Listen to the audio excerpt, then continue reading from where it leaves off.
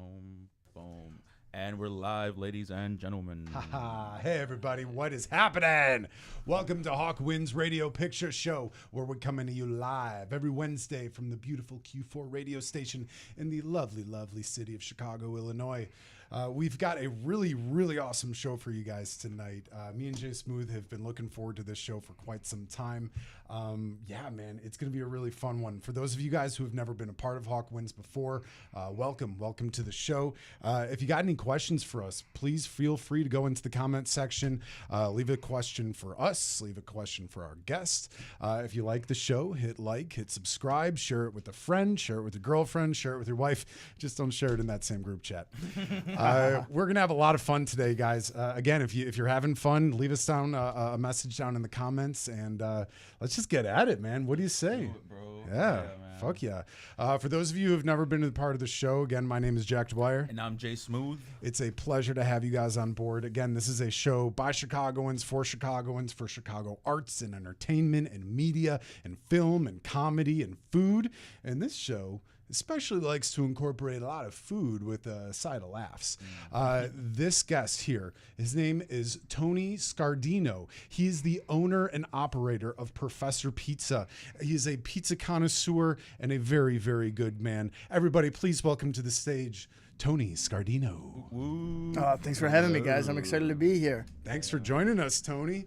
Hey man, I just want to say we talked about it just before we got started that you never know who you're going to meet in this world, and sometimes you just got to be open to the universe. I remember meeting you at the Arc Music Festival. You and I were both working the VIP section. You were slinging out Zazas. I was doing the 360 cam, and That's right. We bonded over that weekend, man. I was very happy to have met you that weekend, and it's cool to have you on the show now, man. Come full circle. Likewise. It's incredible how you can have an interaction. For us, in our case, like a couple of years ago, and for it to make enough of an impact to bring us back together. So I'm thrilled that I did, and I remember you bringing a lot of positivity to that VIP area with your 360 camera at the time, and whatever it takes for us to be here today, I'm glad it happened. Yeah, brother. Yeah. Hey, you know, that's the music. And That's likewise, the beauty. Jay Smooth, Oh, hell for yeah. the very first time. Nice to meet you, man. Thank you Likewise. for coming, man. Hell yeah. Absolutely. It's a treat. So for folks who have never heard of you before, tell us a little bit about yourself and how did Professor Pizza all come about? Yeah, well, as you said, my name's Tony Scardino. I've been making pizza in one capacity or another, professionally or for friends and family, for in and around 15 years now. It started with just a love for food in general, a love for pizza and sharing it with those around me. I was introduced to food in a professional sense from a very young age, and having family members, parents, grandparents that all had their mark on food from a different angle, whether it was catering operations, hot dog, Italian beef gyro stands, full-scale restaurants.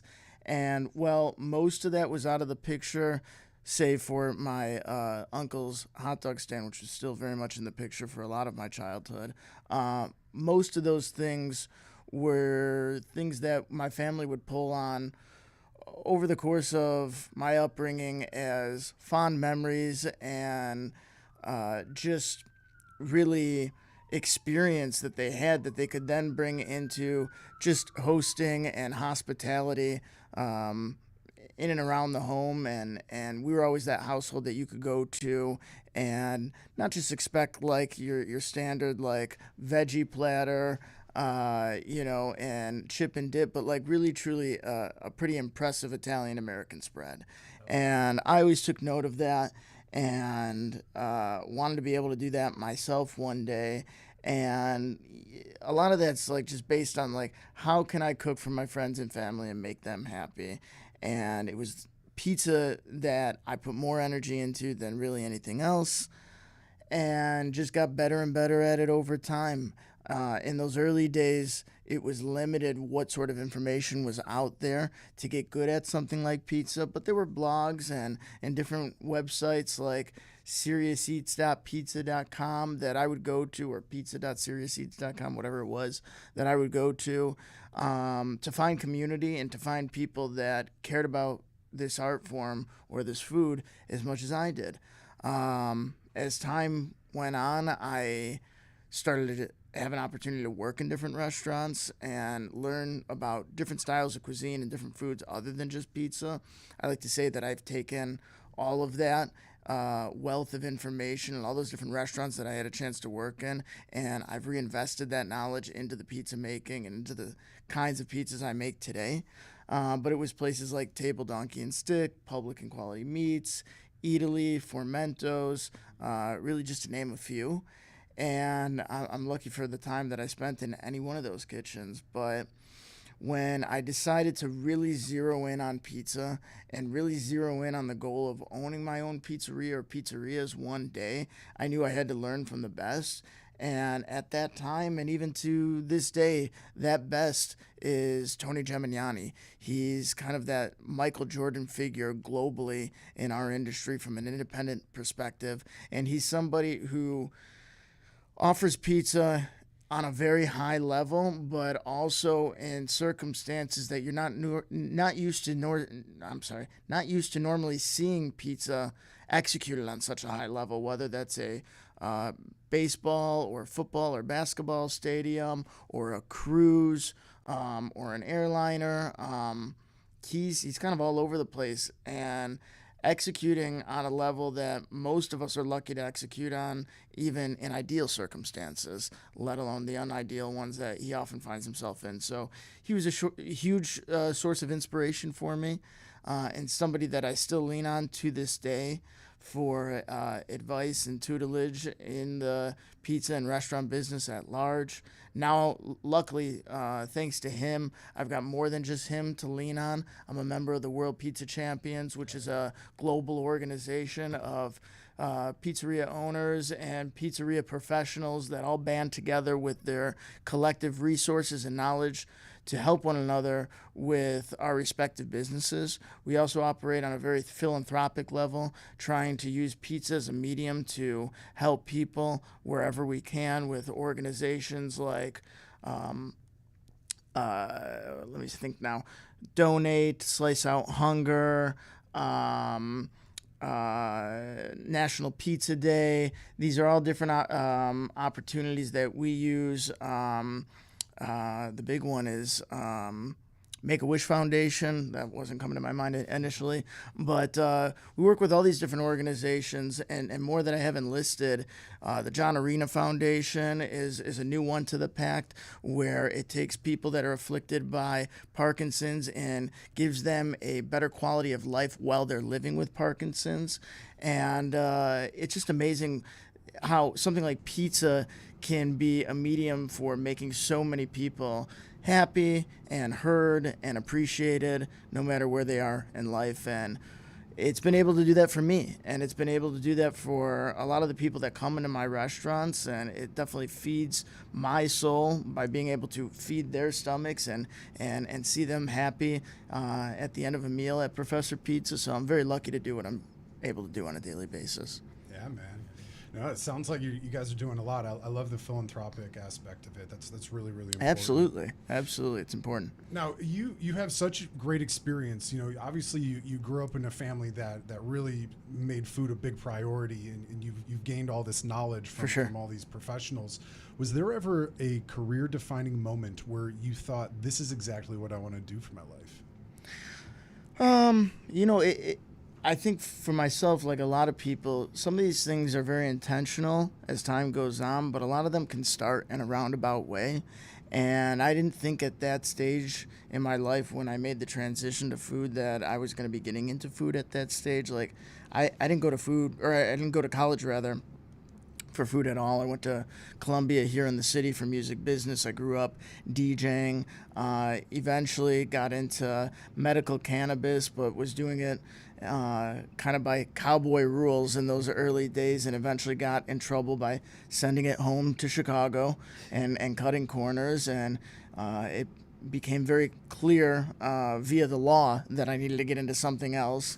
And for a lot of people that don't have anywhere else to turn, like food and hospitality is one of those industries that will accept you with arms wide open. And I knew I had that familial background that would give me a little extra guidance in this industry.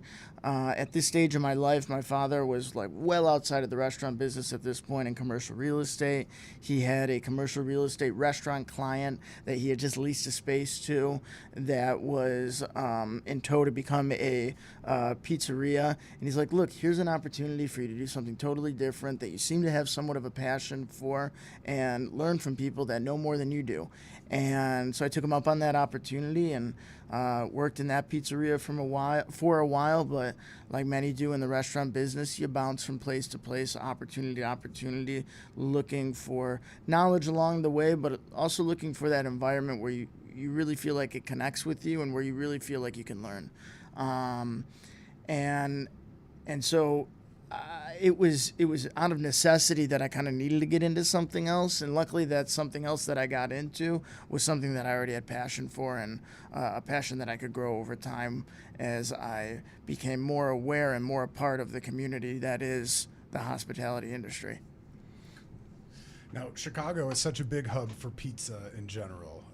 Thin crust, Absolutely deep dish. Yeah. What's your take on the food scene and the pizza scene here in Chicago compared to other cities?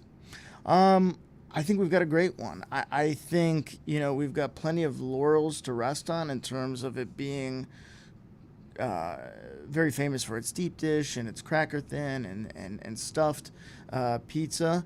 And while that's great, and while I produce most of those styles, we're seeing a renaissance of pizza here in Chicago over the past even 10, 15 years, starting with Neapolitan places like Spaccanapoli, and then Roman places like Bonci, and then Detroit-style places like, if not Professor Pizza.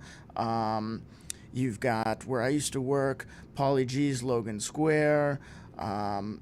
There's all sorts of different pizza here to celebrate, and we've got so many different places executing so many different styles at such a high level that I think we're a city that could rest on their pizza laurels and yet chooses not to, and we're constantly reinventing and finding new forms of excitement in the scene. So I'm lucky to be a part of the scene, and there are places like Pizza Michi, Millie's Pizza by the Pan, Galucci's, Forno Rosso, Spaccanapoli, Coal Fire, the list goes on and on, pizza-friendly pizza that are also doing an incredible job, and we feel very lucky to be a part of that conversation.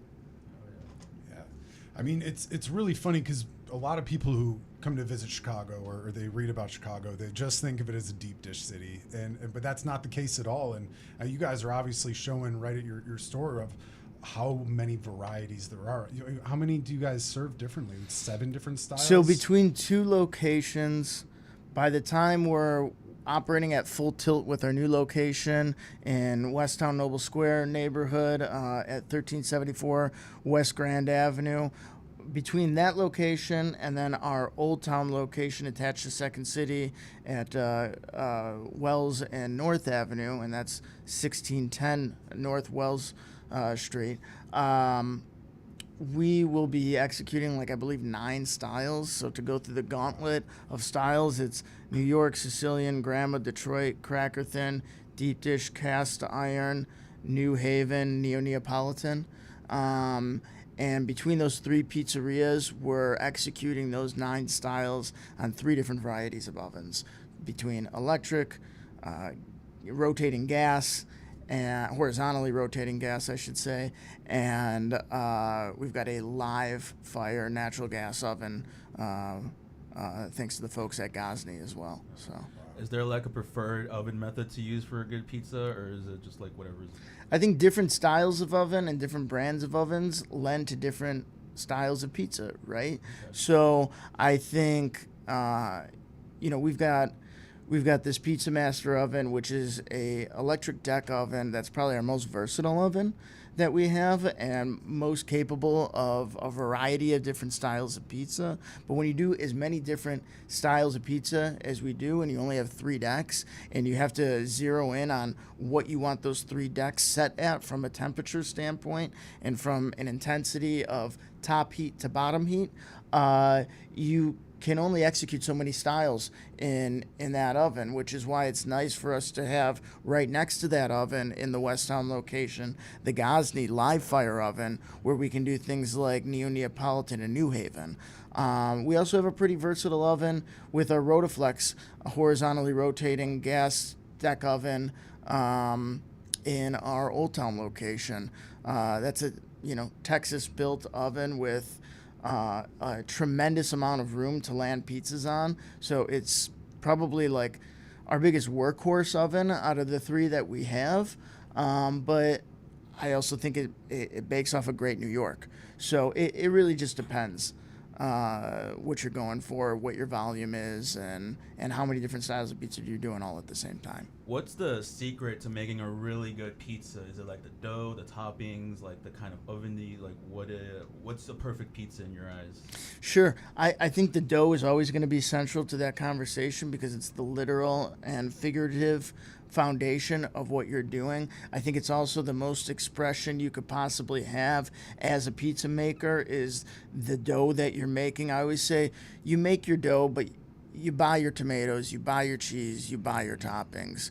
I'm not out there tilling the fields, harvesting the tomatoes. I make a nice sauce. I season a nice sauce. I think it's got a complexity of flavors, textures, and whatnot that is uniquely our own.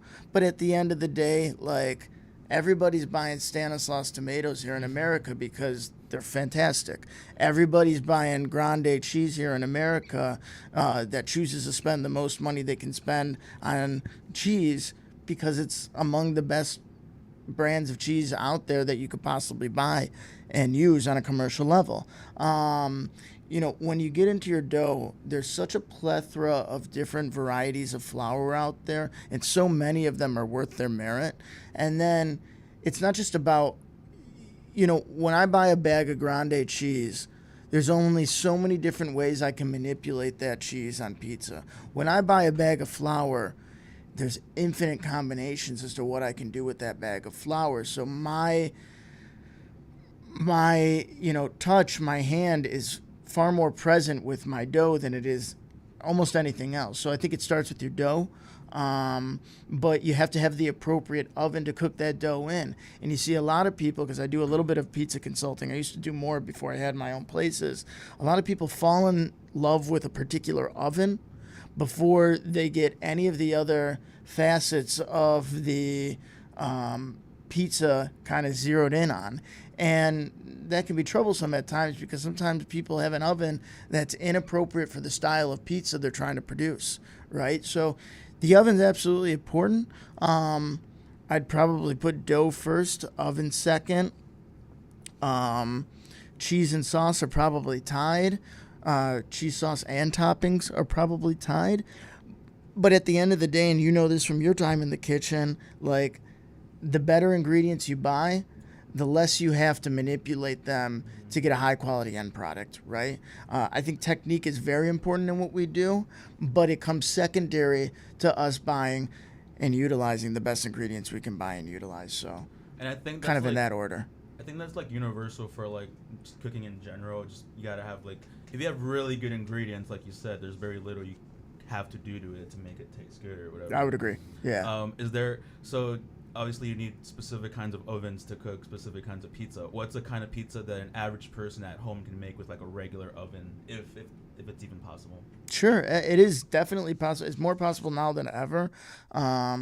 There's so many different hacks that are now available online for people to try out and tinker around with. There's so many different utilities or pieces of equipment that people can use to manipulate their home oven to more mimic the environment of a pizza oven.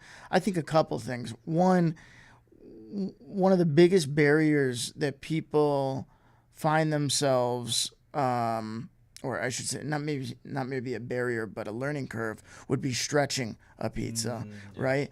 And a lot of pizzas require a stretch, but like not all of them. If you're going to cook a pizza in a pan, you're more dimpling that dough out into a pan, then you are freehand stretching it. So if you're brand new to pizza, I might say try a pan pizza like a grandma, a Sicilian, a deep dish, a cast iron, a Roman, whatever the case may be, before a hand stretched one, because it'll increase your confidence once you decide, okay, it's time for me to try something hand stretched, right?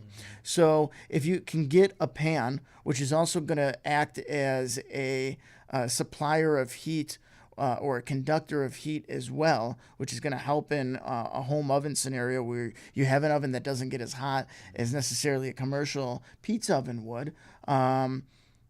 Get a pan. Get a pizza stone. One's good, two are better.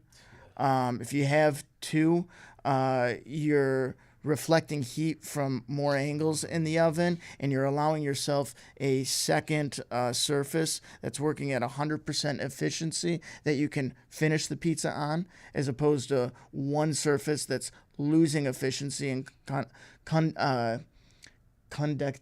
what's the word I'm looking for? Conductiveness. I don't think that's a word, but it's not. As time goes on throughout the course of your bake, that surface your pizza's sitting on is going to conduct and transfer heat at a slower or lesser rate relative to when you first put it in there. But if you have that second surface to put it on, you're going to be in a scenario where you can really get that finished bake you're looking for.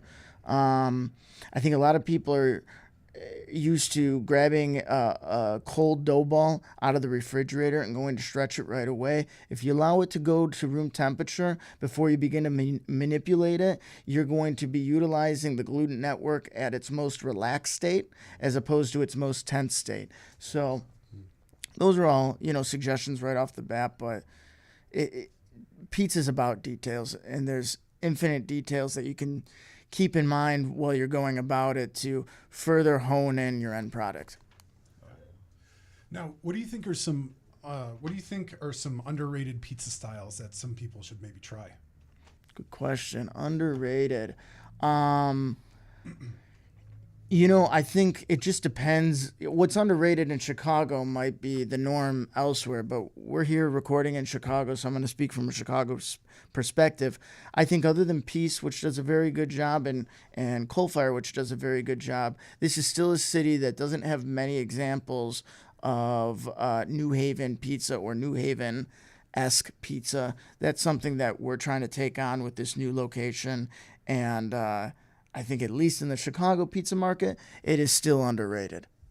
And what is New Haven pizza? New Haven is one of those first styles of pizza that came here through the immigration of Neapolitan Italian immigrants coming to the East Coast and settling in and making pizza as close to what they were making in Naples, but of course having to make some changes along the way due to what was available to them locally. So there's going to be a lower moisture mozzarella than what you're used to seeing with pizza Neapolitana. There's going to be different fuel sources for the ovens than what you're normally used to seeing with pizza Neapolitana. So maybe less wood, maybe more coal, maybe natural oil, and ovens where they're using industrial style blowtorches to heat up the oven prior to the dinner service and then cook off residual heat throughout the course of the dinner service. These are different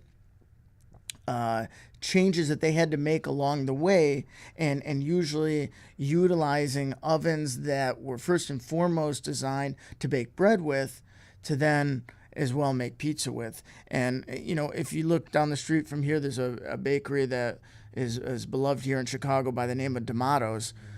They've got a pizza oven, or rather a bread oven that they cook their pizza in, that if they were to open today, that oven would not be there, right? And if they were to say, hey, we're going to open up as a pizzeria today, they wouldn't have started with that oven. But because they started first and foremost as a bread bakery, they said, okay, this is what we have available to us. How can we make some of these other products that can round out our display cases and increase our ticket averages, right? So it's cross-utilization of equipment that was otherwise destined for other products, usually bread. Interesting. Yeah. Now, when there's a lot of big time comedians that come through Chicago, a lot of them prefer Professor Pizza. How did that relationship with the comedy scene all start for you? Well, I always love how people put that. Usually they put it some way similar to how you put it. And the reality is like, I'm the huge stand-up comedy fan, and I'm the guy who's like seeking out these relationships and seeking out these opportunities, right? It's that old adage, like, nobody's gonna knock on your door asking for you. You got to knock down their door asking for them. And like anything else, once you've done it a handful of times, it's easier to do it a bunch more times. When you've never done it before, it's like, who's this person looking to get into my green room offering me food, and I've never heard of them, or what have you. But you got to start somewhere. And for me, I had the benefit of already having friends that were locally active and invested in the Chicago comedy scene, that were throwing shows here in the city at local bars, local comedy clubs, that were like, hey, if you want to bring some pizza by, we'd be thrilled, and you can get in for free, we'll buy you drinks, whatever. And for me, it was always an opportunity as a non-comic to be a part of the hang, because I think if you're a huge stand-up comedy fan, on some level, you kind of wish you were a stand-up comic yourself. And if you look at the boxes we took a picture of, it's like a picture of me on stage with a microphone on my hand in a comedy club type setting, because I would still like to scratch that itch one day. I have the opportunity here and there from time to time to like guest host or guest judge on different themed comedy shows. And so every once in a while I get to do some comedy adjacent type stuff, or comedian adjacent type stuff. But for me, it was an opportunity to be a part of the hang. And when you have local friends that are local comics performing, every once in a while, one of those local comics will get a bigger opportunity. Maybe their opportunity is to open for so-and-so at the Chicago Theater or at Talia Hall or at the United Center. So I don't remember exactly, some of those initial scenarios, but I can tell you, like, one of the first people, there's like a big name that I ever had a chance to make pizza for, who I also consider to be like one of my closest friends in this industry from, you hate to say from a fame standpoint, but it's like I've had the chance to meet my fair share of famous people, and some of them are one-time interactions, some of them are friendly acquaintances, a few of them are friends, and one person in general is like such a friend that I could say that like they're some of the biggest supporters I have in my life, and that is JB Smoove and his wonderful wife Shah Omari. And they're incredible people. I've had the chance to make pizza at their home. I've had the chance to have them at various locations of my pizzeria. They've interacted and hung out with my family and childhood friends and neighbors. And they're larger than life people, but they're also as down to earth as the three of us in this room, right? So JB was performing at Talia Hall some years ago, before I had even really fully started Professor Pizza, but had already started going by that moniker online. I was still working at Dobro's as the manager there, stayed in Kenzie at the time, downtown, and I was utilizing my off time scrolling on Instagram, and I came to a JB Smoove post, and he's in this classic car sitting next to Larry David, and he's rattling through his tour dates, talking about, oh, when I get to Texas, you better have that vegan barbecue ready for me, and I'm going to Chicago. And it's like, it was just so jarring to hear him say vegan barbecue that it was like, oh, wow, okay, this guy's vegan, so keep that in mind. And I was just a fan, so I was like, I was going to buy tickets to the show either way, but at the last minute, I was like, you know what? I bet you I can make this guy pizza. And I should go back a little and say, at this stage, I had just done Lyrical Lemonade Summer Smash Music Festival, and had the chance to make Chance the Rapper pizza, and Lil Yachty, and DaBaby, and a handful of other people. And like that festival was like my first time like, okay, these people are like legitimately famous. Whether you're a fan or not, they're legitimately famous. And here I am making them pizza. And so if you've never dealt with somebody who's famous before, you have this idea that there's this impenetrable barrier between you and people that have fame. And there is a barrier, but you can absolutely penetrate it if you know what you're doing, right? And usually they're not as many steps disconnected from you as you think they are. And so maybe in the day or two that came before the JB Smooth show at Talia, I had posted on Facebook a status just saying, hey, not looking for free tickets or anything. I already have tickets to the show I'm trying to go to. But if anybody has any connections at Talia Hall, please reach out to me. I'm trying to get something done. And I had a friend, Tony Martin, reach out to me who used to do security there, and he still maintained friends there even after he left. And he's like, look, if you bring the pizza with you, as you get to the front of the line and you're going past security, if you hand it off to the security, they're expecting you, and they'll take the pizza to the green room for you. Whatever happens after that, I can't say, but they'll put the pizza in the green room for you. And so I did that. I watched the show. It was hilarious. JB, being the giving guy he is, does a meet and greet at a theater afterwards where he embraces every last fan that chose to stand in line for that meet and greet. You know, I'll never forget, like, there was a fan in a wheelchair, and this guy, like, fully, like, bear hugged the entire wheelchair and just, like, made this guy's entire night, you know, probably his entire week, month, year, by being embraced with that level of love. And my turn comes in line. I come up to him. I'm like, nervous. I don't have that many celebrity interactions at this point. And anytime you're a huge fan of somebody, as I was of him, as I am of him to this day, I don't care how many celebrities you're in front of, like, you can still be a little out of your element. And so I'm out of my element, just a little bit nervous and being like, hey, I know this sounds weird. I don't know if anybody told you, but, like, I make pizza, really want to make you pizza. So the security supposedly was kind enough to put the pizza in your dressing room or your green room. And he's like, yeah, I saw that back there. As soon as I'm done with this, I'm going to tear it up with my family. And I just think he's, like, professionally a nice guy. You know, meaning, like, he knows what to say to a fan in that moment, but he's not going to eat my pizza, right? And sure enough, like, I'm in the car on the ride home. I'm on a high from having seen an incredible comedy show, from being able to take a photo with, we'll say a comedy hero of mine. But, like, if that's as far as the night goes, like, that's enough for me, you know?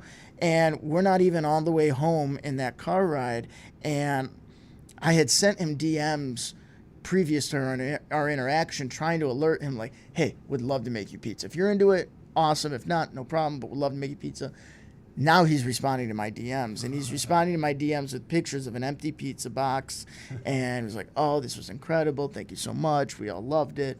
The next day, because, I mean, he's just such a giving dude, he does a post thanking Chicago for coming out, thanking the venue, Talia Hall, for being such great hosts, and for thanking Professor Pizza for bringing him pizza, and posts the picture, tags me, and we start to maintain that relationship, and I start to do it for more comics, and I start to figure out the secret sauce behind it, which I feel like is the Sicilian in me. Whenever you're trying to get to the boss, you got to get to the underbosses before them. And I start to realize, like, you know, well, so-and-so might have hundreds of thousands, if not millions of followers. Who's their assistant? Who's their spouse? Who's their opener? Who's their tour manager? Who's the company that's promoting the show? Live Nation. Did you bring enough pizzas for the stagehands that let you in, and the security guards who let you in? Are they going to remember you the next time you come? And when there's no parking anywhere downtown, are they going to give you a specialty parking spot in the alley next to the stage entrance of the Chicago Theater? In my case, I know they are, because I've invested in them just as much as they've invested in me, right? So I know the ecosystem. I'm a part of the ecosystem now, but I had to earn my way into it. And now it's like people want to see me win. And I'm forever grateful for that. That's why it's like, when you guys reached out to me, I didn't know much about the pod, but I'm at a stage in my career where if somebody thinks enough, of me to put me on their calendar, I'm going to do my best to show up. And so many people show up for me that I feel like the best I can do is show up for them, and this whole thing keeps moving, So that's been my relationship with comedians that have come through the city, and it seems to be the gift that keeps on giving. Not everybody's awesome to deal with, but I would say most of them are. Most of them are pretty incredible to deal with, and when they've gone through their entire career with the food coming out of a comedy club and somebody wants to offer them, an elevated pizza experience, we'll call it, they usually find that pretty hard to turn down. Yeah. So what's like one celebrity you've met that you're like, oh fuck, this guy's terrible? I'm just not going to say that person's name, but Good call. yeah, they're out there, and they have that reputation going for themselves without me adding to it. I also saw on your We can talk afterwards. Okay. But, Join the Patreon, guys. There you go. Exclusive content. Yeah, absolutely. But I saw on your Instagram that you also met Bert Kreischer. So he's one of those guys that I thought would be cool. I thought would be like nice to me. And in reality, he's been one of like my biggest supporters. Wow. He's been incredibly giving. And, he's so wildly busy. I don't want to give you the interpretation that we're exchanging texts on a daily basis.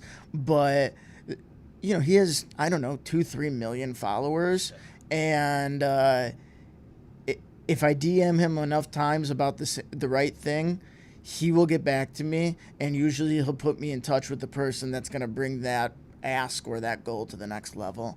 And if not through my relationship with him, I wouldn't have been able to make Tom Segura, pizza recently, which has like always been one of my top favorite comedians of all time, and somebody who's like stayed on that like list of white whale comics that I still hadn't made pizza for. Well, I've crossed that off now, and I think Tom would have been nice to me either way. The fact that like Bert was there and was able to further ingratiate me to him was like, really a blessing, and a very cool thing that's happened to me in the last couple months. That's so yeah. cool. Wow. Yeah. Do you have any other funny behind-the-scenes stories that maybe you can share with us? I don't know if it's like a full-length story, but like this past weekend I made pizza for Ian Fidance, who, if you're watching the podcast, this is his most recent merch, and we have a striking resemblance, him and I. I don't have as many tattoos as he has, but a lot of your favorite comics, their favorite comic is Dave Attell, who's been incredibly generous to me. And I'll never forget the time I saw Dave, I don't know if it was outside the Den Theater here in Chicago or the Comedy Cellar in New York, but on more than one occasion he said, have you made pizza for Ian yet? Because when they make a biopic about Ian, you need to play him. When they make a biopic about you, he needs to play you. So Ian and I always joke about that when we see one another. But that was a recent interaction. I don't know about anything else. Maybe it'll come to me throughout the interview. But yeah. If you got more, pop them in, man. Absolutely. Now, if you could create a pizza and design all the toppings and even name the pizza after a certain comedian, which comedian would it be and what toppings? Well, how about this? This is live, so not a better time to do this than right now. Have you guys been following the Riot Fest news recently and how they've booked the Beach Boys? Yeah, with John Stamos? John Stamos. So there's a list of demands that John Stamos has for Riot Mike before he shows up to Riot Fest. And one of those demands is that a Chicago-based pizzeria makes a Greek pizza in John Stamos's honor. And I have already made Greek pizzas in the past for folks like Stavros Helkias and Yannis Pappas, and I would be thrilled to make a Greek Euro-inspired pizza for John Stamos. Uncle Jesse, I got you. just you know where to find me. You know where to find me. Throw it out in the universe. I got baby. it. I'm Power the internet. Big Make it happen. manifester. Big manifester. Oh man, that would be epic. That would be so Yeah, cool. yeah. But comics I haven't made pizza for yet that I would like to: Chris Rock, Jerry Seinfeld, Dave Chappelle. I could throw Kevin Hart in there. You know, there's a couple, but the ones that I haven't made pizza for yet are usually the ones that fly around in private jets. Although I've made a couple of those pizza too. So shout out Fluffy, shout out Sebastian Maniscalco, and yeah, a few others. But yeah, absolutely, awesome. yeah, That's so insane. yeah. Whew. Would it be cool if we maybe ask you some fun rapid fire? Let's do it. Quick questions Yeah, about some pizza. yeah. I'm gonna bring up the whole list. Let's do it. I had a pretty good list here. Let's just start off. Let's start off with these top 4 here. All right, real quick. Oh, do we have the bell? There you go. There we go. And if you fuck up, we got a rubber chicken over here. There we go. Might throw at you. There Svengoolie we go. style, bitch. All right, rapid fire questions. Question 1: deep dish or thin crust? If you had to pick one. Thin crust. Pineapple on pizza, yay or nay? Yeah, we do it. Yeah. I think there's a right way and a wrong way. We'll get to that later. Yeah. Beer or wine with pizza? Light beer or light wine, but if I had to pick between the two, wine. Okay. The one topping you'd ban forever. That's a good one. One topping. Again, there are exceptions to all these rules, but I see a lot of sloppy interpretations of chicken on pizza. Ah. It can be done. I do it. I'll continue to do it. Most of you are doing it wrong. There you go. It's that fake chicken. It's the rubbery. You got to get the good chicken, right? It's this guy right here. Yeah, I mean, fried chicken. I exactly. I like a nice cutlet on pizza. You know, some shredded. I don't like little cubed up pieces of, you know, sautéed chicken breast is usually not the move. A lot of people are doing stuff like that. I'm coming for you. Now, hot honey, genius or gimmick? Again, it can be overdone. It's a mainstay in my pizzeria. Shout out Mike's Hot Honey. Shout out Mike Kurtz, dear friend of mine. I think it's a wonderful topping if you know how to harness it. Whether it's hot honey or ricotta, which we're also known for, any of these things can be overdone. So just be mindful of how you're using it, how you're applying it, when you're using it. Are you overdoing it? But yeah, it's delicious. You don't want it too sticky, right? You find yourself in a sticky situation. Sure. Yeah. Next question: square cut or pie cut? Oh man, I mean, you're talking to a guy that's known for doing like 9 different styles of pizza. You're the guy to ask. You're the professional. Yeah, I just no comment. I love all my children, right? Yeah, right. Including my actual children. Shout out Veda and Declan. I love you both. Do you fold your slice or knife and fork? Again, it's a stylistic thing, but like if it's New York, if it's Neapolitan, if it's New Haven, I'm folding it. If it's a deep dish, I don't mind fork and knifing it. Yeah. Ranch on pizza, yes or no? Again, we do it, and you know, I don't think there's any wrong way to ranch. Like we have a pizza, the Humboldt pie, that like it's on there as a topping as part of the combo. But you know, like a Reese's, I don't think there's any wrong way to eat a pizza. If you want ranch, especially like it's a nice way to finish off your crust too. Mm-hmm. I'd rather you finish off my crust with a dip of ranch than you toss it to the side. Smart, yeah. Yeah. Wood-fired, coal-fired, or deck oven?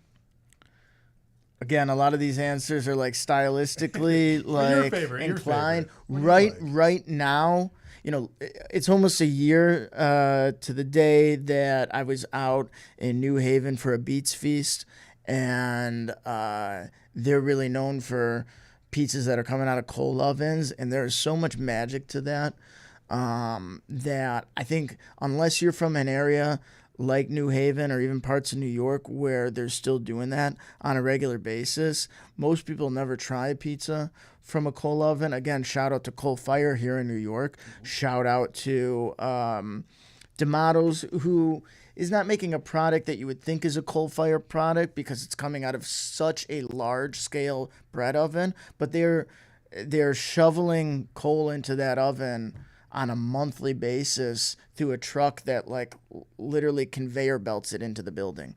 So it's really special. But you know, if you have a perfect Neapolitan pizza from Gallucci's or Spaccanapoli or Forno Rosso or Italy, it's wonderful out of a wood-fired oven. And then if you're looking for a New York pizza with that perfect crack and crisp to the fold and you know, perfect reheated texture, 9.5 times out of 10 it's going to come out of a gas oven.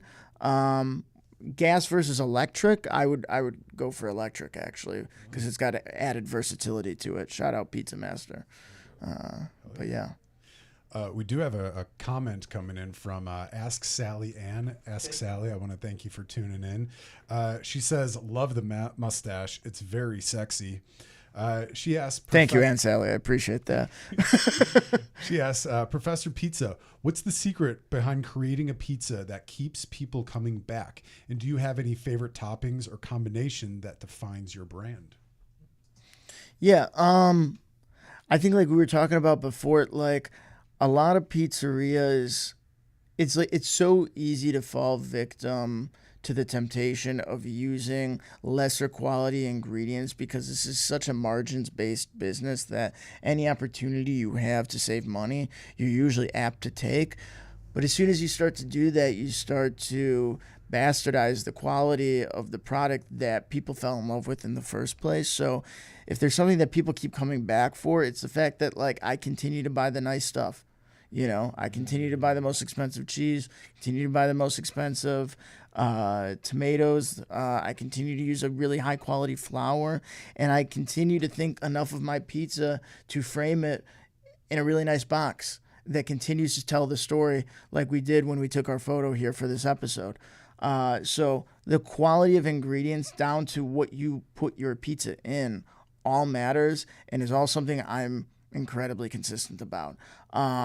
If there's a combo that I'm really known for, I mean, people know that I'm going to put some ricotta on pizza and it's going to come out of a piping bag fitted with a star-shaped piping tip.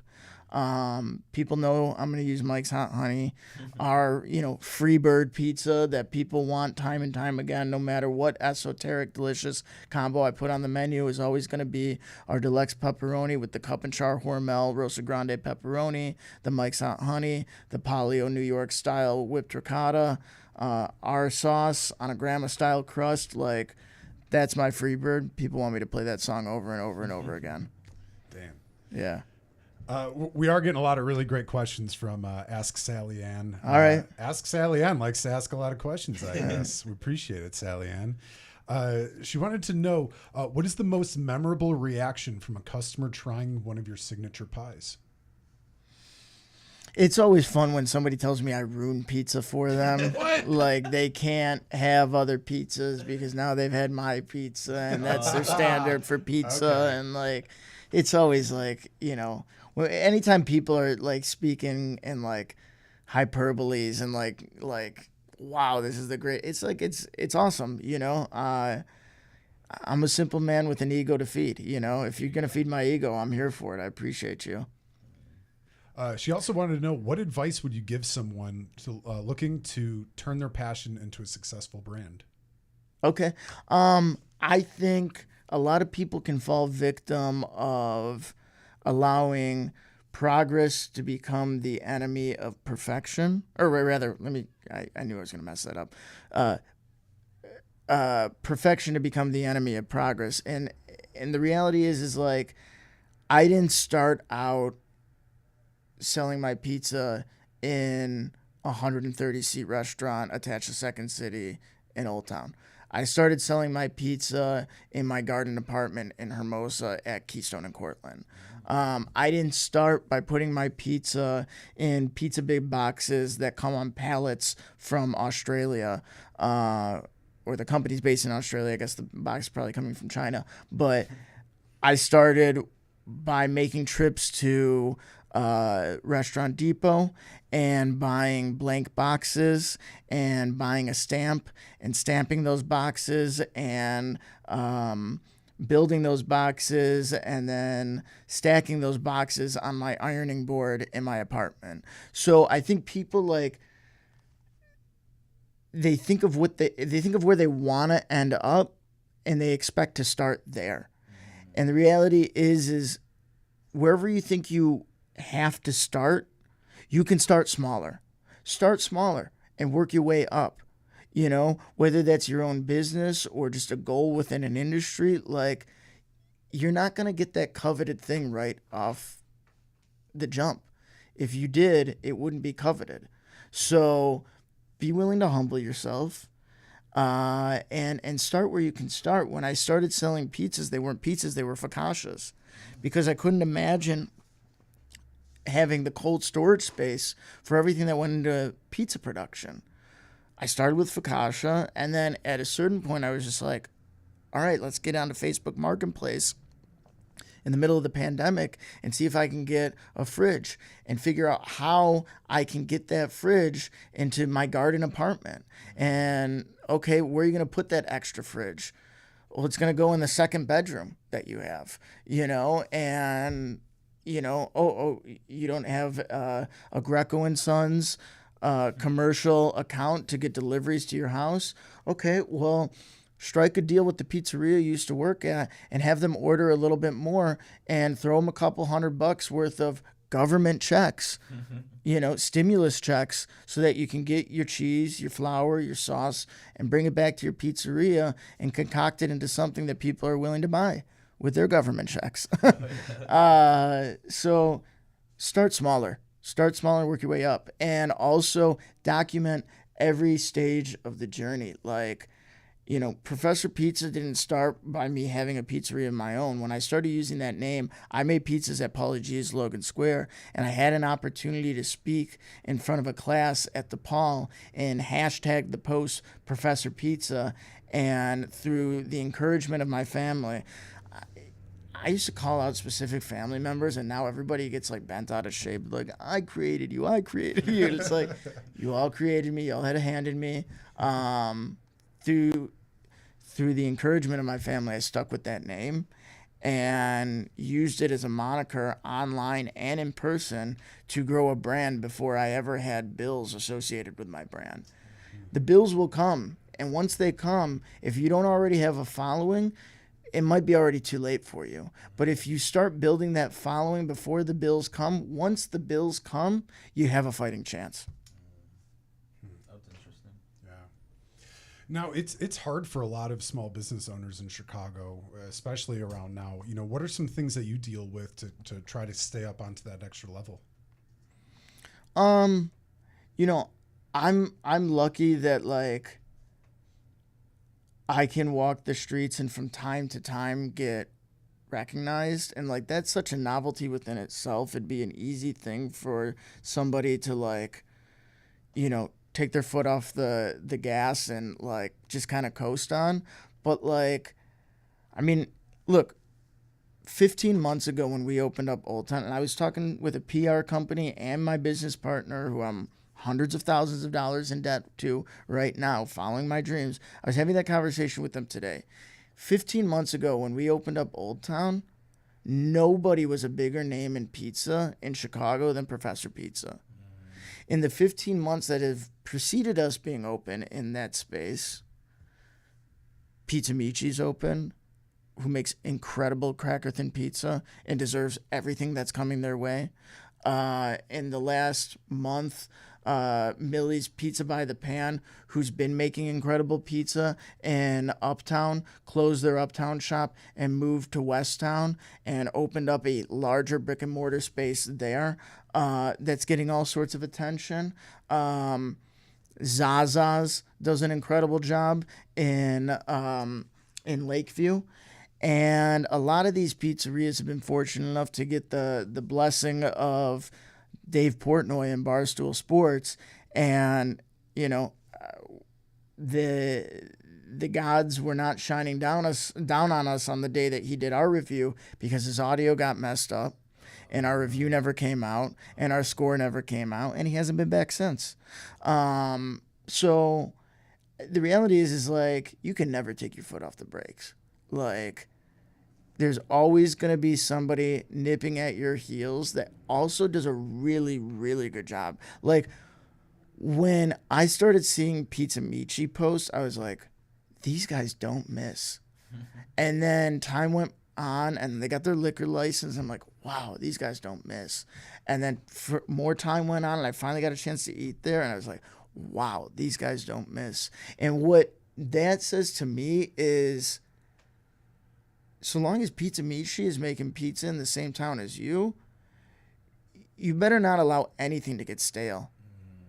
Whether that's literally your par bakes or figuratively like your attention to the local pizza and restaurant scene here in Chicago. And by the way, I'm not just going up against other pizzerias. I'm going up against everything, including your refrigerator at home. Any opportunity you have to feed yourself is my competition here in Chicago, right? So it could be you making a tuna salad sandwich at home. It could be you going out for an incredible meal at Brazzero or Taqueria Chingon, or it could be you having a night of pizza at any of the storied and incredible pizzerias I've already named here in Chicago. And, you know, you have to equal parts be blessed to be a part of that conversation, but also know that, like, they are as worthy as you are. So if you're going to make people choose you over them, you got to act like it's life or death. And every single day I go into this with the idea that I'm yesterday's news, even if I'm not. And that's the best way of, you know, staving off the reality that you could in fact be yesterday's news. Wow. Yeah, it's, you know, it's like stones sharpening each other in a way too. Totally. You get really good with it. Totally. You know, where do you see pizza culture heading in the next 10 to 15 years? You know, I talk about this with my teammates on the World Pizza Champions a lot. I talked about my mentor, Tony Gemignani. So Tony Gemignani, like, he really is absolutely goated in our industry. He is the guy that we all look up to. He has accomplished more in his career than most people collectively could in a lifetime. And the shame of it, the crime of it to me is, as soon as you get outside of that counterculture of people that are truly pizza obsessed, the number of people that know who Tony Gemignani is, it drops off like a bowling ball off the side of a roof. And it should not be that way, because I don't know about you, but I've never eaten at any one of Gordon Ramsay's restaurants except for like a burger spot he had in a hotel in Vegas. But we all in this room know who Gordon Ramsay is, right? So you might have never eaten at one of Tony Gemignani's restaurants because you don't live in San Francisco or in and around one of the areas that he has a pizzeria. But as far as I'm concerned, his name should be required reading for anybody. Anybody that's ever had pizza or is considering having pizza, they should know who this guy is, right? And so in terms of the pizza scene, like, and in terms of like what my job is within the organization of the World Pizza Champions, I want to make sure we're all known names. And not because like I'm obsessed with fame, but because at the end of the day, fame or notoriety is a tool that you need to harness to make your pizzeria, your independent business, as successful as it possibly can be. And if you're not utilizing social media, streaming, podcasts, you're counting yourself out of that conversation, even if you have a really, really high quality product. So in the coming years in the pizza scene, I hope that more of us become household names in terms of the people that are actually making your pizza and responsible for the kind of pizza that you're eating. I hope to be a part of that conversation, but I know so many other people that are as talented, if not significantly more talented than myself, whose names I hope people know.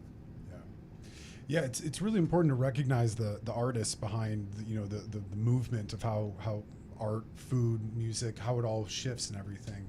I'm totally with you on that, and it's interesting that nowadays with social media, you probably when you started making pizzas, you didn't think you're gonna have to run a TikTok and an Instagram Totally. and this and that.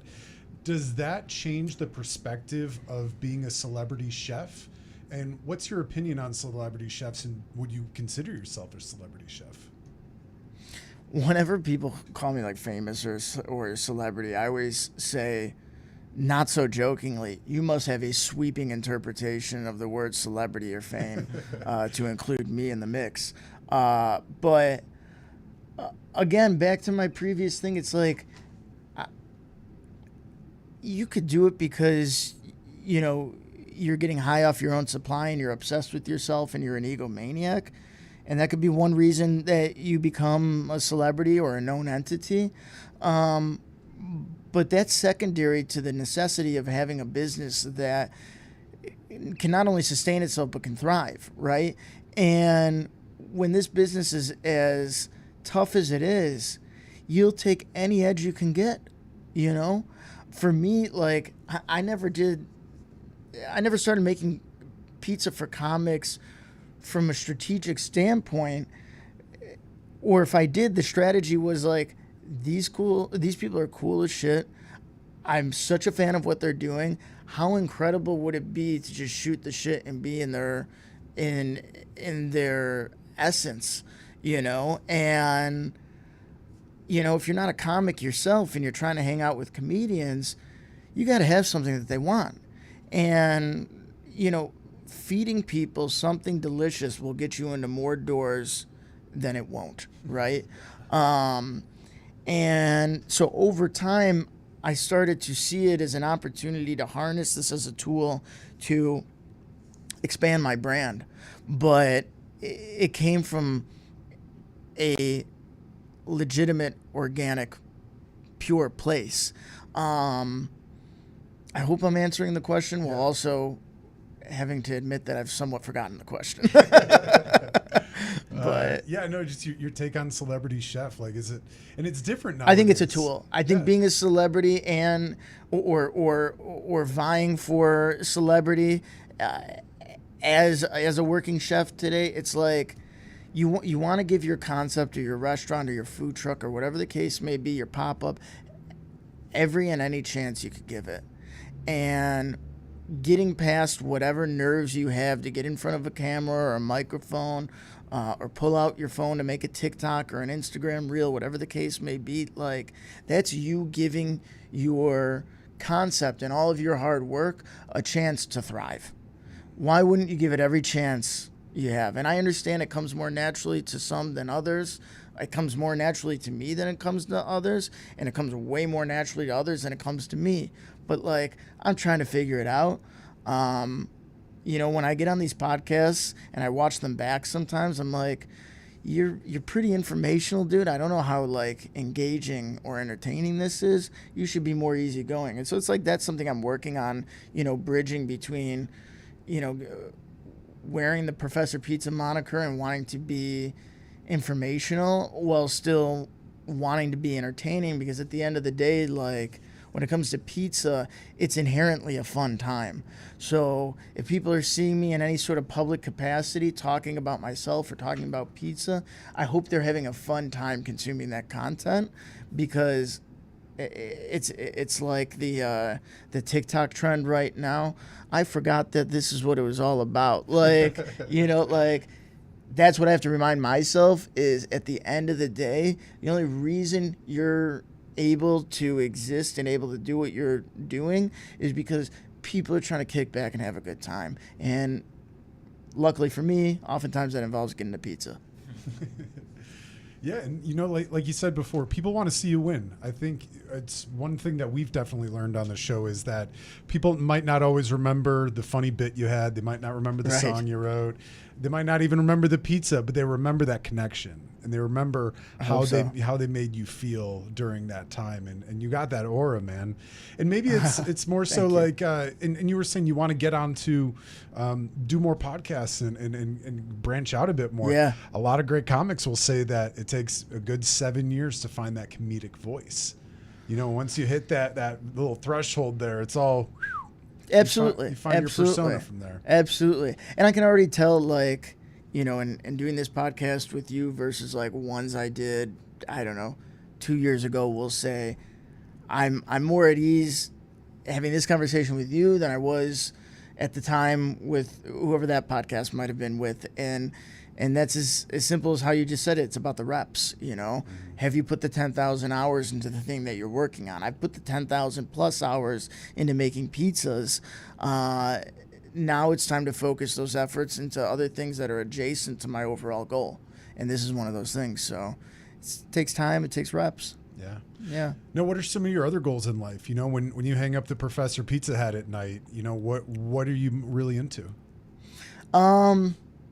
You know, I have personal goals. I have professional goals. Personal goals, I think people have the interpretation that because I have some pizzerias that I must be financially like doing really well for myself. And while it's not like just a goal to like be rich, it's a goal to like be like, all right, I'm gonna step back from the day to day. I'm gonna go on vacation with my kids. I'm gonna do some traveling. I'm going to cook with friends and for friends more, which is why I got into all of this in the first place. So those are some personal goals. You know, Italy is so attached to myself, like on a cellular level, that I hope to one day actually visit it for the first time. Haven't had the chance to do that yet. So those are like personal goals, professional goals. You know, I'm 15 months into having Old Town. I want that to be the most successful pizzeria it can be. I'm days into just doing carry out and delivery for West Town, and eventually we'll open the slice shop capacity of it and dining capacity of it. I hope that's as successful as it can possibly be. I just signed on to open up a place in Evanston, of which I have not been super public with, but the people that are watching this now or that will watch this after the fact will get a chance to hear that for maybe the first time.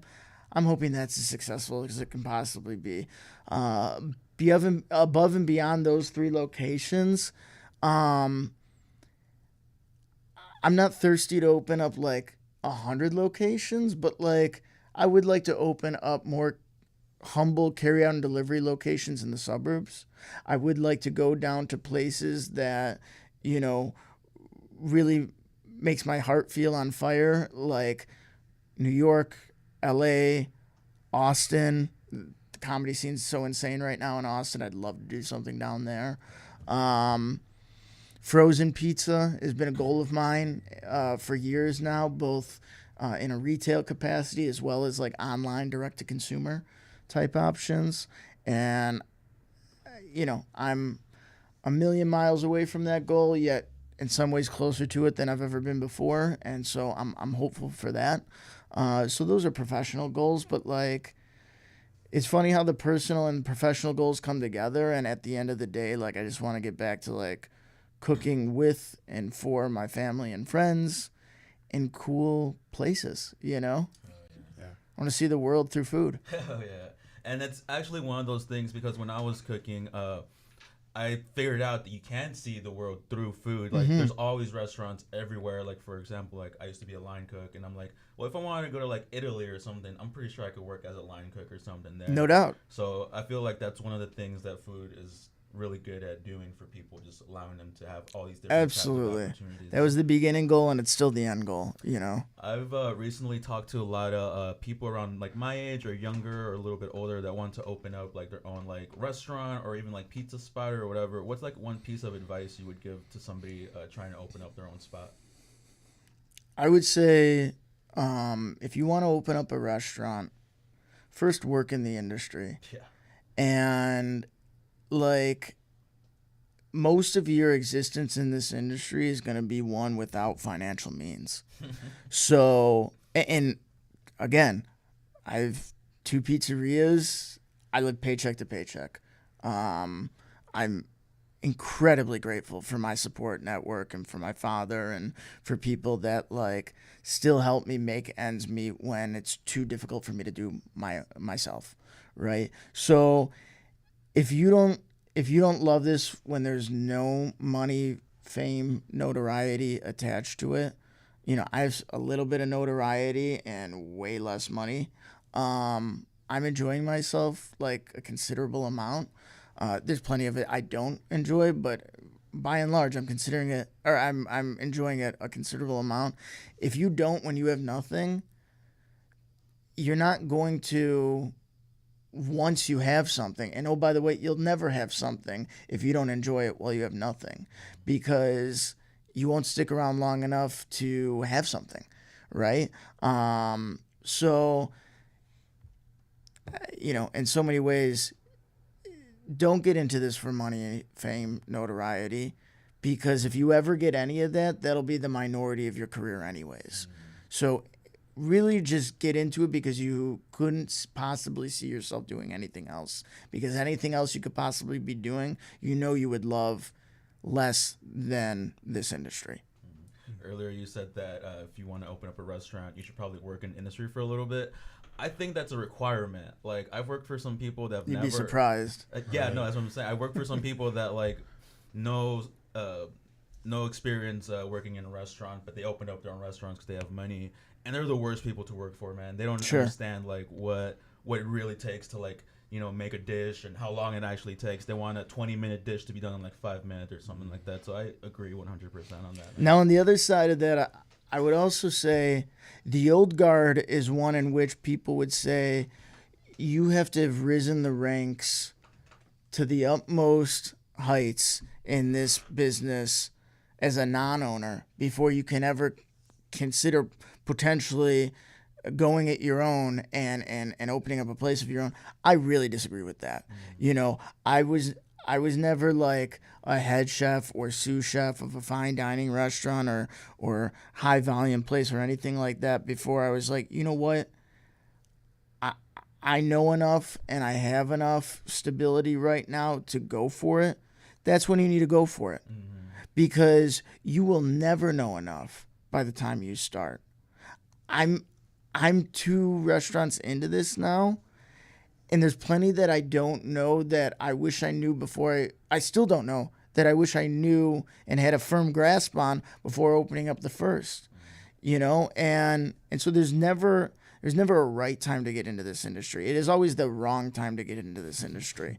But if you want to get into it, it's like why I get along with comics so much.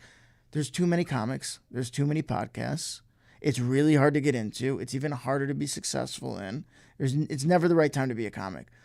But if you love it so much that you couldn't possibly see yourself doing anything else, then it's always the right time to try and become a comic. Then it's always the right time to try and become a chef or a restaurant or a hospitality owner of some capacity. So if you love it, go for it. But like, before you get in too deep, continue to audit your love for it, because this is hard. And I look at like, and this is no shade on him because I'm sure it was incredibly difficult for him too, but like, shout out to Sam at Half Evil. Half Evil is one of the coolest brands in streetwear, a Chicago homegrown brand. And, you know, he was having an anniversary today. I don't know if it was a 10-year or 6-year or whatever it was, anniversary today. But he's shown me an abundance of love and given me a crazy amount of, like, free, amazing clothes before we ever met in the flesh. Like, we just had Instagram interactions. And today, for the very first time, I met him. And I had this preconceived notion, and I guess I could have looked at more pictures on his Instagram, but I just had this preconceived notion that he's probably in his mid-40s or something like that, but just because of the like how beloved his brand is in Chicago by now.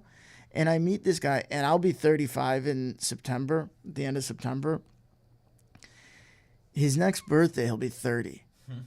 And I don't know Sam's finances or anything like that, but I just have this assumption that Sam is doing better than I am doing financially. And whatever's coming Sam's way, he deserves. So I don't have a chip on my shoulder about that. But I bring that up to say, like, I have this thought at times that I'm like, dude, I wish I was, if I was still going to do hospitality, I wish I was just like Professor Smashburger or something like that, to where it's like all I needed was like a Blackstone griddle and a tank of like propane and I'd be off to the races. With pizza, it's like you need a $30,000 oven, you need a $12,000 mixer, you need a $3,000 sheeter, you need a $6,000 to $12,000 walk-in cooler. You need, it's like the list goes on and on and on and on, and it's so equipment like hungry of a concentration for me to get into, and so I feel like if I had picked a more approachable food or cuisine from an equipment standpoint, I'd be further along by now. But if I was just passionate about something, like I see friends that are DJs and like we came together at ARC, you see John Summit and it's like, don't get me wrong, I don't want to put the impression that like John Summit worked any less hard than I've worked. If anything, he's probably worked harder than I have to get to where he is. But it's like, he's not looking at his food costs. He bought the MacBook and started making the songs, Right. And it's like, I just wish I got into something with less overhead sometimes that I could immediately have been like, this is immediately a representation of my hard work, and I'm still waiting to taste the fruits of my labor, financially speaking. And again, I'm not down on myself for that. I adore pizza. I couldn't imagine myself doing anything other than that. But there's a lot of ways you can make if you're getting into this for notoriety and financial gains, like you could get into anything else and get to those goals so much quicker. So, yeah. Yeah, he doesn't have to worry about health codes or anything. No. Right? Yeah, no inspectors come to his place. No, maybe the occasional noise ordinance, but even that's not his worry at this point, I imagine. Thank God for headphones, right? Yeah, exactly. Now, if food and hospitality wasn't your passion, what do you think you would have fallen into? Maybe stand-up comedy. Maybe I would have kept DJing. People ask me, like, when you're not making pizza and you're not hanging out with your kids, like, what are you doing? I'm either doing something with comedy or usually something with house music, and we met at ARC, and like that came from just having a love for house music and wanting to be a part of the hang and understanding that I could bring something cool to green rooms, whether it was comics in that green room or DJs in that green room. And I used to DJ. I still like to casually, very unprofessionally make people laugh.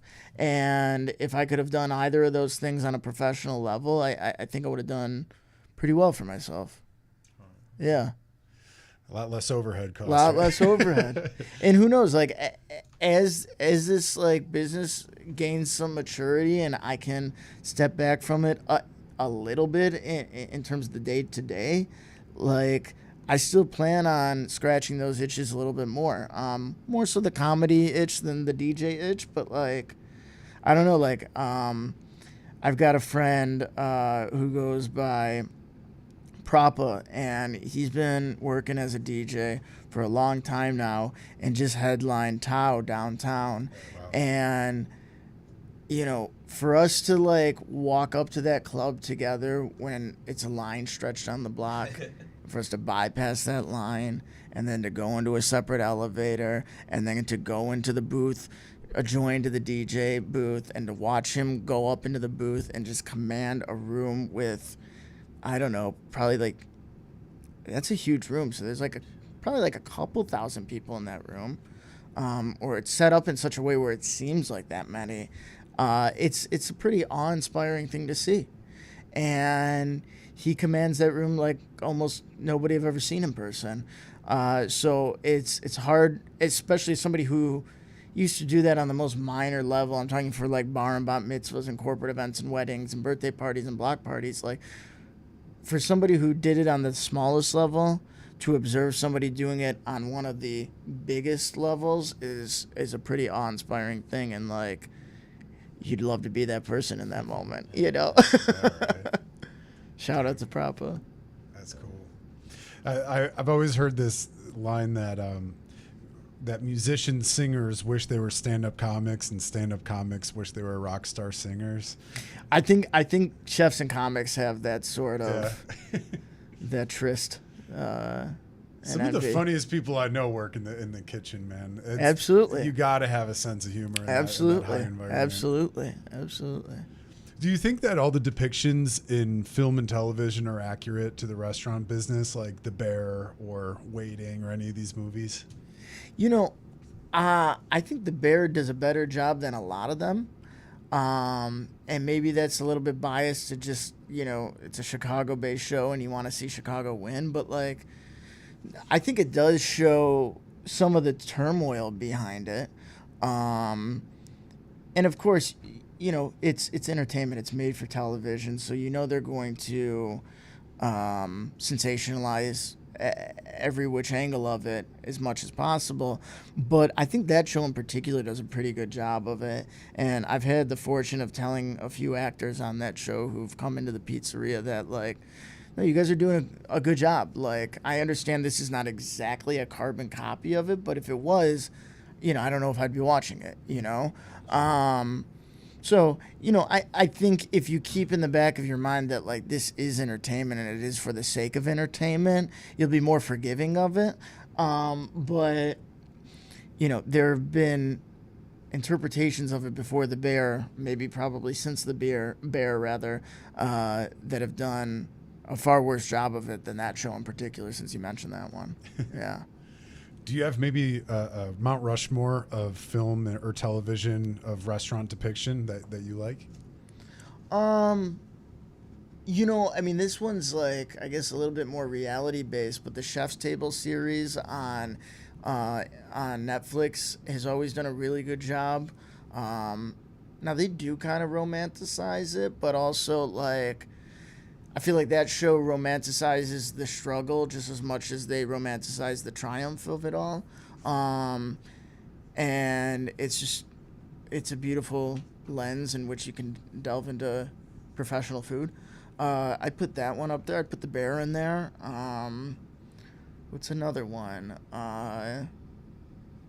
You know, any of the Bourdain stuff over the years. You know, he did a great job of kind of peeling back, especially like ethnic food, and especially the ethnic food that, like, maybe at that stage you or I might not have had a chance to try yet. Like, it grew an intensity of interest within us to try and seek out those foods that were maybe less obvious. So it'd be the top three right there: The Bear, anything by Anthony Bourdain. What was the other one? A Chef's Table. Yeah. There's some good ones out there too. Waiting, I was really big fan. Waiting was fun. Waiting was good. fun. It was a fun comedy. Yeah. That one was like too exaggerated, but it was funny though. Yeah. Like I don't think I've ever put hair dandruff on anyone's fucking food. Yeah, I mean, that one was so funny. You weren't left saying, like, oh, this isn't like this in real life. It was a fun movie. Yeah, I like that. It was hilarious. I don't know. Sometimes it is like that. The Abe Lincoln. Batwing. Yeah, exactly. The fucking prank where the dude flashes, he flashes people with his nuts. Or The whatever. goat. Right. Yeah. Well, the Abe Lincoln was the flashing with the nuts, but you didn't shave the bottom. You kept the beard, right? You gotta shave before. That's right. Oh my God. Yeah, that's hilarious. You know, going back to the pizza topic, in this, you sparked my interest with Anthony Bourdain. Do you think there's ever like a cultural crossover that would do really, really well on pizza? Like, have you ever seen like Indian food, like curry on pizza, work really well? I've seen chicken and waffle pizza before. You know, what's some strange crossovers you might have seen before, or might be good to try? Well, so one of my closest friends in this industry and in this city and in life is Henry Kai, the owner of 3LP or Three Little Pigs. And he's known for his interpretation of Cantonese food through the lens of somebody who grew up in Chinatown here in Chicago. And so he's already got fusion going on within his own restaurant, let alone some of the things that he and I do together. And we've been playing around with fried pizza recently, having a lot of fun with that. And just taking in the past some of the different Cantonese flavors that he's really known for and putting those on top of my crust. So I think, Chinese and pizza can go hand in hand if you know what you're doing. But I've done it a million different ways. I've collabed with the folks behind Taqueria Chingon in the past and done al pastor pizzas. I've done Greek pizzas like I hope to do for John Stamos at Riot Fest this year. I haven't done a lot in the way of Indian pizzas, but that's just because I've got more experience eating Indian food than I do making Indian food. But Curry's pretty potent to get rid of. Well, look, I know there's a pizzeria in San Francisco. The name escapes me, but for decades now has been making Indian-inspired pizzas, and people love that place. So I think if you're doing justice to that particular cuisine, and you're doing justice to the quality of the dough and the economy of ingredients on top of it, anything can work. That's why I say yes to things like ranch and pineapple, because it's like there's appropriate applications and there's other times where it's just like you could probably do better, You said earlier there was a proper way and an improper way to put pineapples on your pizza. What's the proper way to put it on and what's the improper way? So a lot of the scenarios in which people have had pineapple on pizza, it's pre-canned pineapple coming out of, a sugar-infused liquid, holding liquid. And so it's like super wet. They're putting it on the pizza at the beginning of the bake. As that pizza cooks in the oven, the moisture leaches out of the pineapple and into the pizza, usually creating a soggy crust and overpowering the rest of the flavors on the pizza due to the sweetness of that particular product. What we do at Professor Pizza is we cook the pineapple after we've obviously cleaned the outside of it in larger pieces, and we cook it to the extent that it gets a deep char on the outside, and then we cut into it from there so that you have the interior that's far more fresh and vibrant than the char on the outside, which lends a smokiness to it, right? And we cut it down to the size that we think is going to be appropriate for the bite we assume you're going to take. And we put that on our finishing line. And our finishing line is our line of ingredients that go on the pizza after the pizza's already come out of the oven. So these are items that we feel don't require any more heat than what we've done to them in the prep process, or any heat at all, like, say, an arugula or burrata or something to that, or even a ranch, right? And by putting them on afterwards, they're going to retain their juiciness, and it's not going to leach all of that excess water into the pizza, and it's going to allow those textures and flavors to kind of work in a far more harmonious fashion. So that's what I think you can do with pineapple, for example. Oh, yeah, dude. That's interesting. I would have never thought of cooking the pineapple first. My go-to is just putting it on, like you said, just putting it on before cooking, and then you get a soggy crust. Yeah. It's a garnish to me. Okay. It's a garnish. That makes sense. You think about it like a garnish. Yeah, absolutely. Wild, man. Just blew my mind. Yeah. I've heard it mixed with jalapeno peppers, or like I'm a big sucker for those banana sport peppers. On the pizza that we have it on, it's called the Humboldt pie, which is an ode to our time in Humboldt Park, where we had a ghost kitchen, and of course a play on the terminology humble pie. And it's just that it's not something that's like intensely Italian terroir. It's something that is Italian American. It's humble. It's of the neighborhood that we would have originally created it in, Humboldt Park. And it's got things on it like pepperoni, pickled jalapeno, ranch, vodka sauce, shaved red onion, cup and sharp pepperoni. I might have said that twice, but humble American or Italian American ingredients that we think work really well together. Damn. Sounds good. Yeah. It's a good one. Whew. Now, what's your experience on the history of pizza throughout the city of Chicago? Do you have any favorite stories, or, how do you think pizza really came about in the city? Yeah, I mean, I think some people know this story and others maybe not so much, but cracker thin or tavern style is probably consumed by more Chicagoans on a far more frequent basis than deep dish. Love deep dish. I think can be done really well. But we probably eat more cracker thin.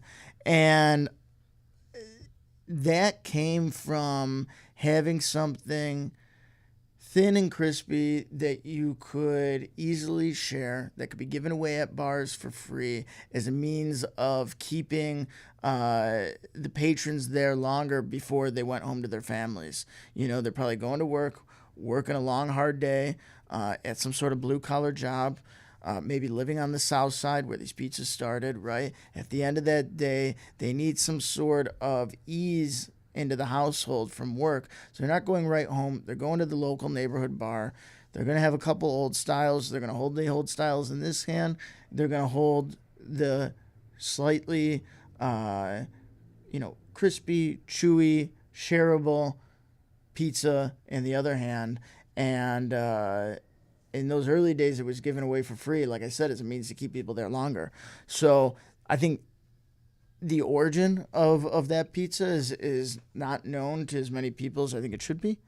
I think the fact that something like a Pequod started because of a guy named Bert Katz, who's like a Jewish kind of hippie dude, eccentric hippie dude, and it's like one of the styles of pizza, cast iron, that people so know us for in this city. They all call it deep dish, but like when you run the cheese to the edge and you proof the dough up as opposed to push it to the edge like you would see at Lou Malnati's or Gino's East, that's actually cast iron instead of deep dish. So the fact that is cast iron versus deep dish is one thing people don't know. The fact that that was like a Jewish eccentric hippie dude that came up with that pizza as opposed to some sort of bippity boppity boopity Italian dude. I don't think a lot of people know that. Continuing that tradition of Jewish American pizza artisans in this city would be Jonathan Goldsmith, who owns Spaccanopoli. And when Spaccanopoli started, that was one of a handful of Neapolitan pizzerias in the country, certainly the first in Chicago. And there's a guy who's more Italian than most Italians that I actually know, goes to the country several times a year, has a direct relationship with his cheese purveyors, his olive oil purveyors, who brings things back in bulk from that country so that he can provide his patrons with the very best. Same thing with a Derek Tung, Chinese dude who opened Pauly G's here and started really him and I worked on this together, but he was already down this path before I met him. Detroit style pizza in this city. And now we've got quite a bit of Detroit style pizza in this city, but he was kind of the first to it. So I think look, this will always be an Italian and then after that Italian American art form, but pizza is an incredibly inclusive food, and some of the people in this city, in this state, in this country that are making some of the best pizza out there, in this world too. I mean, what they're doing in Japan and Korea with pizza is incredible, right? It's not always coming from Italians. So, and again, you have an Italian or an Italian American and myself. I've not been to Italy yet, so I think if you have the passion for it, you can make great food. And a lot of people have the passion for pizza in this city that aren't Italian are making incredible pizza. So I would say that's the number one thing that a lot of people don't realize maybe. What are they doing in Japan with pizza? That's interesting. They're using, basically they have mastered the principles of pizza napolitana, but then they have the local terroir or availability of Japanese ingredients, Japanese cuisine, Japanese knife skills, and just culinary traditions, and they're applying that Japanese sensibility to Neapolitan pizza, and it's incredible what they've come up with. I think there was an episode to that effect in that Chef's Table Pizza edition, but there's examples that you can see online all over the place. Damn, that sounds really delicious. good stuff, man. try Really that good one day. stuff. Yeah. Absolutely. Sheesh. Well, we're getting about that time. We've been going for about an hour and a half. Oh, Time wow. flies when you're having fun, huh? I would say so. I would say so. I'm ready to eat some pizza, bro. Yeah, man. Should we listen? I see the signs here. We're not gonna sit it on the desk, but should we bring the pizza in frame for people to see at least what check it out. I brought you Absolutely. today? All right, Absolutely. give me a second here. John will let us bend a couple of rules. If it's for Professor Pizza, then it's Should be fine. best pizza joint in the city, baby. Man, when you first brought it in here, it smelled so good, bro. I was like, There you damn, go. bro. Look at that. Look at that beautiful. So this is Sicilian style pizza. This is a pizza bed box. This is my chain, but then this is the chain replicated up here. That's So hilarious. while I look like this every single day of the week, you have an opportunity to look like this every time you order one of my pizzas for carry out or Bro. delivery. And we're thrilled to be working with this company, and it's just another example of how global the love for pizza is. You can have an Australian kid named Jack say, there's a new way for you to interact with your pizza, and it's by using the box as a bib. And so these guys are huge supporters of us at Professor Pizza, huge supporters of the World Pizza Champions, and a company and a couple of entrepreneurial dudes that I'm thrilled to be calling partners in my success. So this particular one is, like I said, it's a Sicilian interpretation of it, not the grandma style, but it is our deluxe pepperoni with the whipped ricotta and the Mike's Hot Honey. So I figured it was a good 101 to introduce you guys to Professor Pizza here. So thank you again for having me. I Thank you for appreciate coming, it. man. Thank you for Yeah. the Awesome, pizza, man. man. Thank you for the thought. Absolutely. It's a really cool way of combining comedy with There you pizza, go. man. Yeah. I love it. Can we grab a slice? Absolutely. Well, that's up to, I guess, John, but I won't say anything if you don't. Come on, John. Can you say no to his face? As it gets whipped ricotta all over the soundboard, but Oh, man. yeah. Bro, can we? You want one? You want to know one now? I'll wait for. All right, we'll wait. I've scared you off. I've scared you I don't off. want We're gonna my- dive. We're gonna swan dive into it the second we get Yeah. off here. But again, thank you for having me, guys. Once It's it's been a off lot of the fun. Thank you, Tony. We really appreciate it, brother. Absolutely. Now, any last messages that you want to send out to the world? Any? Yeah. So I mentioned it a couple times, but it's worth mentioning again. We just opened in Westtown in a limited capacity for carry out and delivery only at 1374 West Grand Avenue, and this has been a passion project for us for a long time now, in the pursuit of opening up a pizza by the slice shop. So once we open in the next 6 or so weeks in a full capacity, we'll be offering a full slice case full of options on a daily basis. We'll have about 40 to 45 seats. Eventually the city will get out of our way. We'll have a liquor license in that space, and full curated bar options to complement the pizza and the other items on the menu. And it's been like I said, something that we've been going for a long time now. Open now and for the past 15 months in Old Town is our 130 seat sit down location at 1610 North Wells Street, attached to Second City. It's a phenomenal date night. Dinner and a show. Check out Second City. Have Professor Pizza before or after. Right down the street from Zany's if you're looking for more of a stand-up vibe. And in the coming months, hopefully before the end of the year, we will open up in Evanston. And I'll hold off on the exact address for now, but just know that it's going to be in the wake of the new Northwestern Stadium. And we're thrilled to be showing a lot of the classics you know and love us for, but a couple new renditions as well. So That's it for me. And anything new and exciting that we're up to, you can find at our Instagram or our TikTok, but especially our Instagram, which is simply, you guessed it, Professor Pizza. Oh yeah, dude. And you guys are looking to get into events and stuff too, right? Well, so we do them all the time.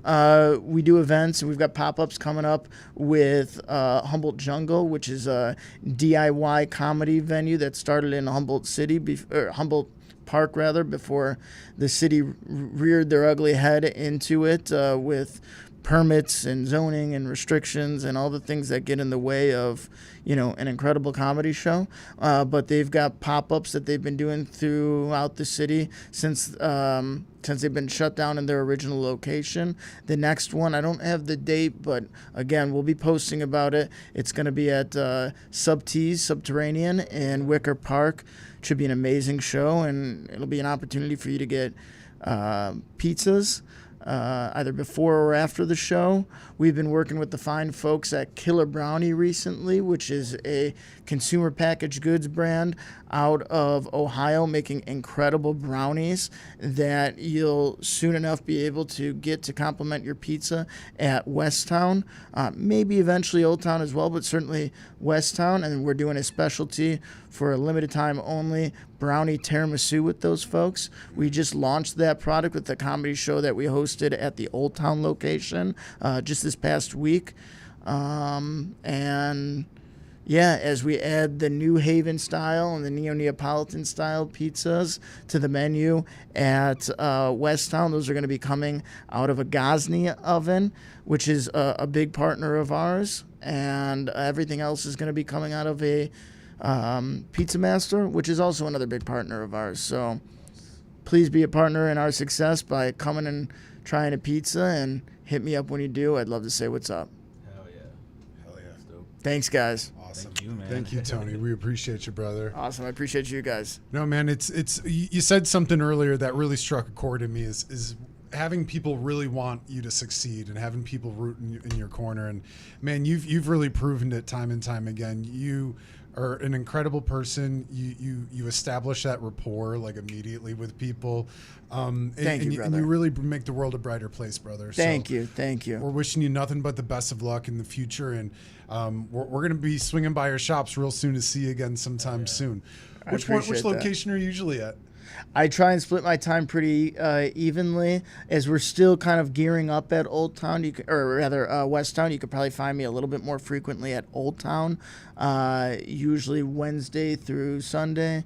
Mondays and Tuesdays I usually dedicate, pretty much exclusively to my children. But shoot me a DM, and I'll try and say hello when you come through, whether it's you guys or anybody else. Appreciate it, brother. Thanks. Well, you guys got my number by now. But, yeah. Now we're best friends. Absolutely. We can talk about what comic isn't so nice. All right. He'll be Awesome, getting guys. some late night photos too. I'm kidding, Awesome. I'm I kidding. love it. Well, we're gonna wrap this thing on up here, man. All this talk about pizza is making me hungry. We gotta. I'm gonna dive into that thing. But thank you guys again for joining us here on Hawk Wins Radio Picture Show, where again we're streaming live every Wednesday night from the beautiful Q4 radio station in the lovely, lovely city of Chicago, Illinois. Again, thank you guys for joining us. Thank you, Tony Scardino, for joining us as well. Again, check out Professor Pizza. Follow him on social media: Facebook, Instagram, TikTok, all that good stuff. All of the descriptions are down in the description below. Go check him out. Give him a like. Give him a follow. When you pop into Professor Pizza, tell him Hawk Win sent you, baby.